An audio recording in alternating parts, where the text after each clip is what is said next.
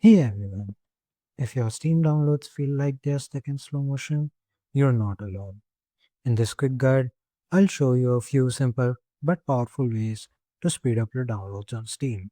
First, open the Steam application and go to the top left corner and click on Steam.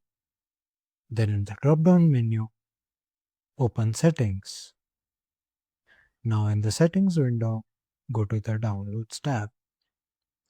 In the Downloads tab, make sure the Limit Download Speed option is turned off. Next, turn off Allow downloads during gameplay. This stops Steam from downloading while you're playing, which can lead to performance issues.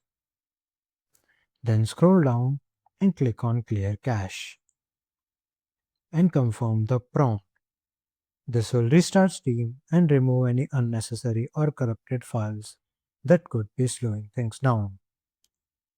And that wraps it up. Hopefully, your games will be downloaded faster on Steam now. Thank you for watching and keep following us if you want more simple and useful guides like this.